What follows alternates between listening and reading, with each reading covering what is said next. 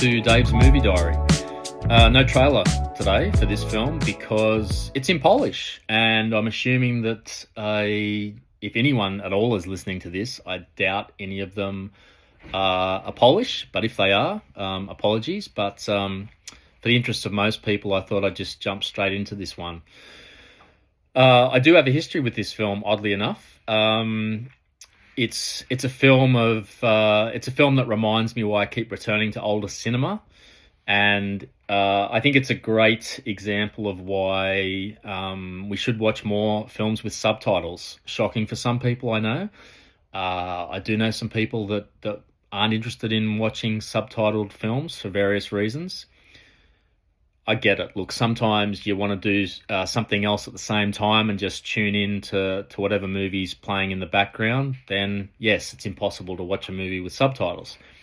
But I think if you just think it's too much effort or it's not worth it, I'd like you to maybe reconsider.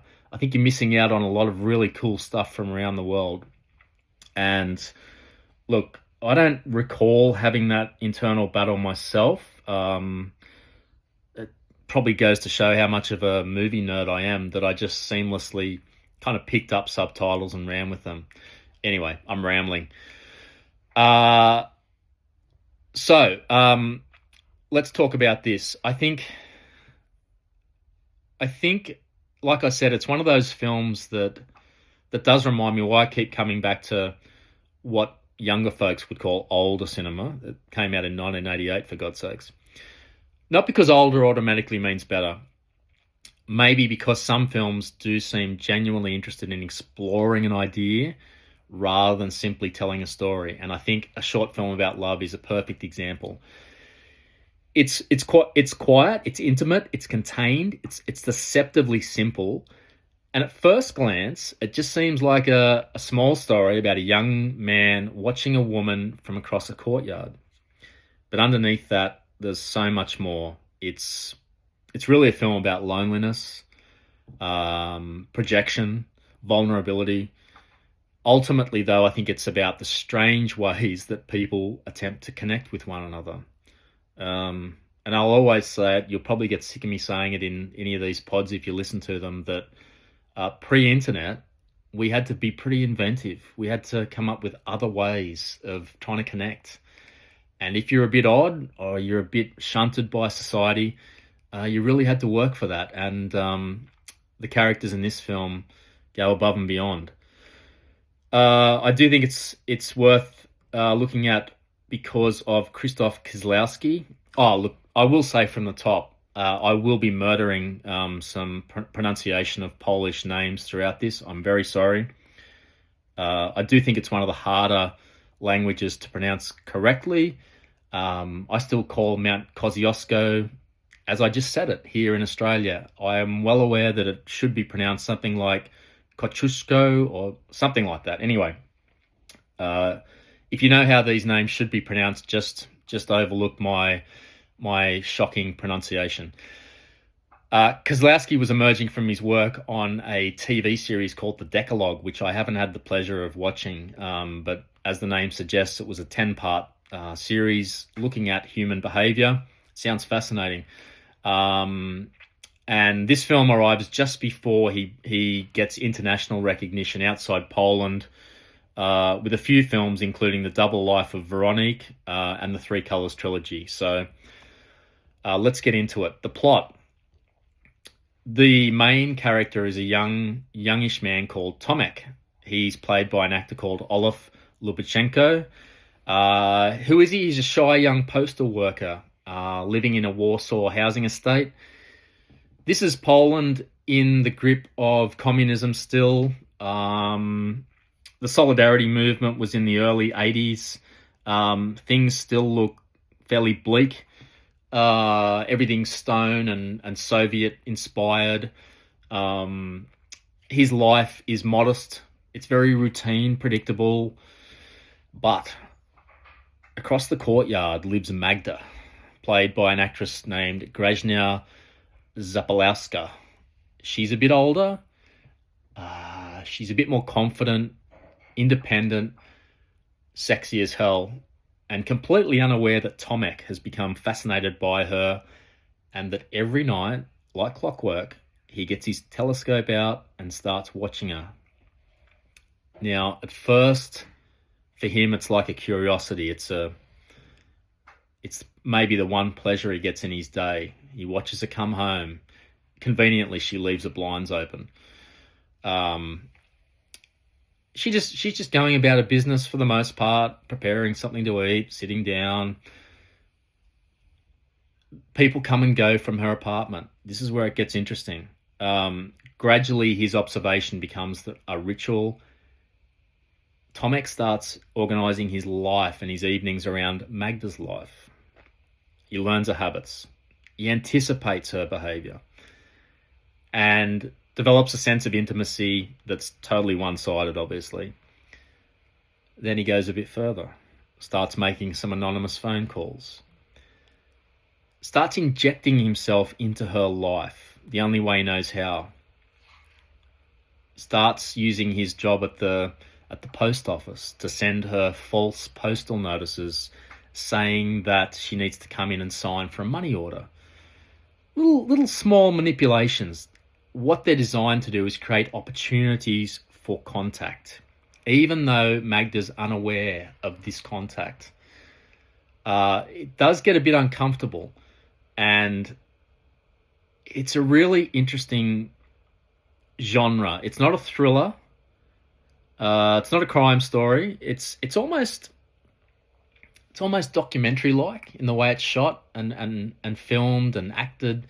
It's not cinematic, matter-of-factly. Anyway, eventually Magda discovers she is being watched, and that's when everything changes. This relationship shifts from one-sided observation to confrontation, from fantasy to stark reality. Then what we get is not a conventional love story. It's really awkward and uneven and emotionally imbalanced. What it is, though, it's very human and fantastic. What's my relationship with the film? Why did I choose this film to talk about? I first saw it in the early 90s on SBS, and back then SBS was my gateway into international cinema. It had a real naughty feel about it back then. It was known as the tits and ass network, really. You could get some frankly pornographic films there that were often highbrow and artistic as well. So that was the rationale for watching them, of course. As an 18 or 19-year-old, that's obviously what I was trying to get out of them. You'd stumble across all these films from, say, Poland or France or European countries, and then increasingly Asian countries, and then everywhere now, which is brilliant. You're seeing films from the Middle East and Africa, but it was more European based back then, and it intrigued me because by then I'd been really into films for, I don't know, 5 or 6, 7 years, and I'd kind of seen a lot of the big name or iconic Hollywood films. So I was looking for something new and a bit exciting and a bit dangerous and naughty. SBS came along, and it's free and it's available to anyone. So I checked out a lot of movies around this time. What stayed with me with this one is that not so much the plot, it was the feeling I got, the voyeurism. It's the tone and the atmosphere, and it was so different to any other films I was used to. No sweeping romance, no clear emotional payoff. And this is often what you get with European films. You've got to do a lot of the work yourself. And yes, it's more effort, but it's often more rewarding, I think, than a lot of the American mainstream films. So coming back to it now, what strikes me most is still how contemporary the subject matter is. Not the look or the feel of the film, obviously, but it's still an interesting thing. It'll never go away, this idea of watching people from a distance. Excuse me. Obviously, it's something that filmmakers like Brian De Palma have taken to the nth degree with films like Body Double. But it's captivating. It's like when you see a car crash, you can't help but look at it. Um, so look, yeah, this film really still builds intimacy without genuine connection, and it feels even more relevant today than it did in 1990. I think with the internet now, and God, even with drones flying around shooting footage of people unknowingly, um, Google Maps, we're probably all under surveillance a lot more than we realize. But back then, back in 1988, especially in a community and a society like Poland was in Warsaw, it was even more revolutionary. All right, director Krzysztof Kieslowski, fascinating filmmaker, uh, a maverick, yes. I think you can feel his background in Poland throughout his work. I've seen quite a few of his films. Sadly, he had a short career. Um, a keen student of people's behaviour. Fascinated by moral questions that don't have simple answers, and I like filmmakers that take that as a starting point. Before this came around, he had made films including Camera Buff, which I've seen, which is, again, the name is a bit of a giveaway. Um, Characters viewing others and thinking about it internally.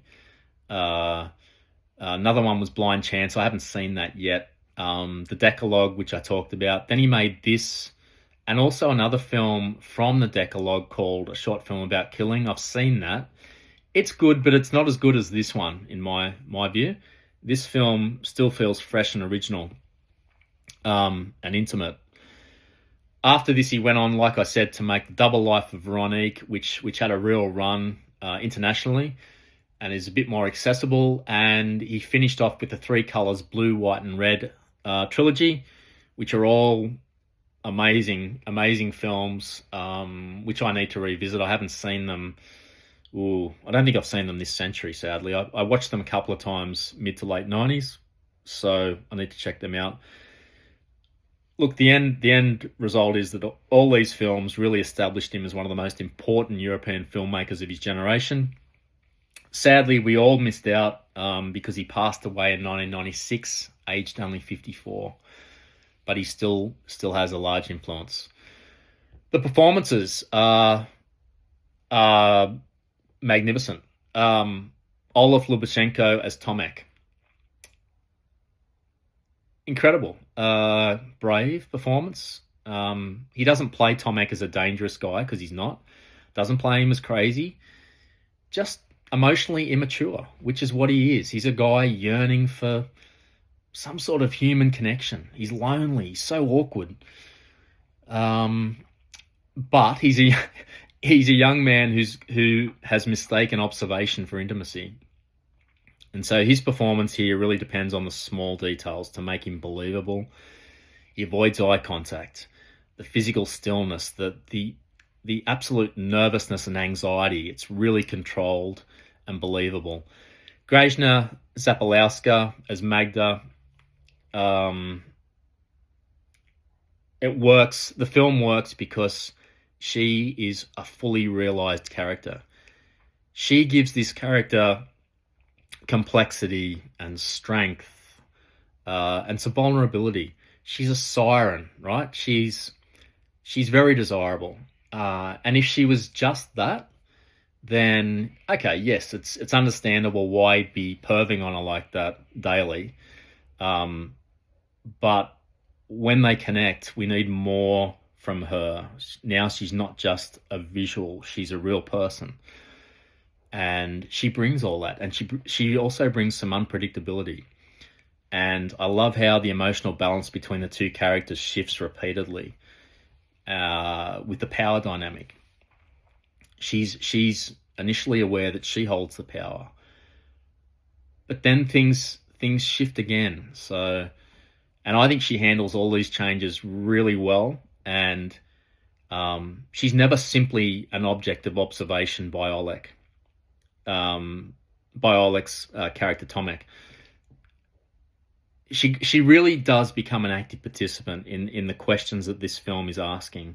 And I looked into her IMDb profile, and she remained making lots of films in Poland. Uh, I wonder if she ever could have become an international star. I think she's got enough charisma and great acting chops to have done that. But I'm just happy for her that she had a great career. What works? A lot of things work. The quiet nature of this film works because that's what we're dealing with. It's just a simple drama about two people and the ways that one of them is trying to connect with the other one, and then how the other one reacts. So it would have been tempting for other filmmakers to have turned this into a big thriller and dramatic twists and turns, and I don't know, maybe a psychological horror story or something sensational. Kozlowski doesn't do that. Keeps it grounded, keeps it human, and I like that. There's a lot of moral complexity here, and like the best films, it doesn't tell you what to think. It doesn't lead you by the hand. It just presents the behavior here and the consequences, and leaves you to wrestle with it. And I think that's something I find refreshing. This is a stereotype warning coming. I find this refreshing with European films generally. I do think that they treat the audiences more as adults and more as intelligent adults than maybe definitely American cinema does, and sadly Australian cinema at times.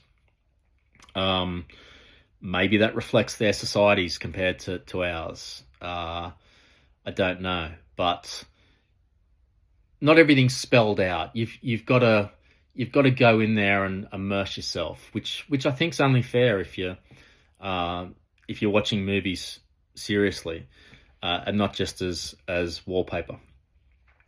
The atmosphere is brilliant. The housing estate and the apartments and the courtyards and the distance between the windows, and I don't know, everything's really contributing to this feeling of isolation. You know, there's characters that walk past each other all the time and in this small estate, and they never talk. When they do, it's a real event.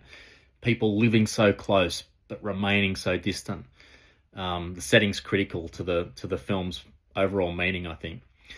The pacing is important. It's not a long film, okay? It's a short film. Yes, it's short. So that works well with this subject matter. I feel like if it had tried to be padded out for longer, a lot of the impact would have fallen away. And I'm a fan of shorter running times, unless we're talking about some epic story. We're not here. So it's brilliant. I feel like more filmmakers should take a leaf out of Kozlowski's book and trim it, like he did with this. Granted, these were made for television, so it was already hemmed in. But anyway, I think it should be done more often like this. There's a lot of watching and waiting with the routines, and the short running time allows us to just keep it confined until they become emotionally significant. Nothing's rushed. What doesn't work as well, even though it's a short running time, some people will undoubtedly find the pacing slow, because this is European filmmaking at that time. It's deliberate. It's asking you to be patient. It's withholding that emotional release. You've got to work for the payoff, but at least you don't have a long time to wait overall. There's not a lot of scenes that give you instant gratification, and get used to that. Ambiguity remains throughout. It's intentional. It's not trying to comfort us. It's not trying to say it's from A to B and here's the end. It's trying to just observe a slice of human life and leave you with it. Not always satisfying for everyone. What resonates with me now is just this understanding of projection. How often we all do it, how we create versions of people in our minds, and how easily we mistake that observation for understanding. We put one and one together and come up with three.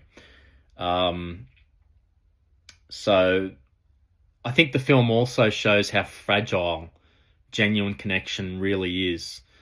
So when I first saw the movie, I definitely saw it as a psychological drama. The premise blew me away. Like, I'd never seen anything like that filmed in a matter-of-fact documentary kind of way. Now I see it as something else. It's really a study of loneliness and longing, and how lonely people used to have to bridge the distance between themselves and others in awkward, ham-fisted ways, illegal ways, if we really want to get down to it. Sometimes they pulled it off, sometimes they didn't. This film has a bit of both.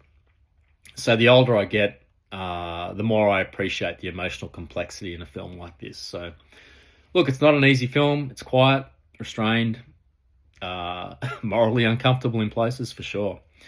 But it's thoughtful, it's precise, it's human. We're not perfect, right? We make mistakes. And it's a film that's always stayed with me. It's always been there. I think I always wondered if I'd get a chance to see it again. So I leapt in when it popped up on SBS again, of course, with a lot of other Kieslowski films. So it's a good chance, if you like this sort of thing, to check out other films that he made. So yeah, worth the watch.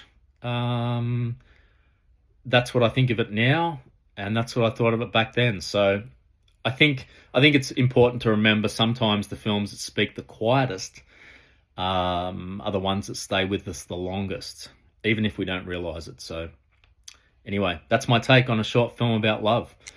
Hope you enjoy it if you check it out, and see you next time.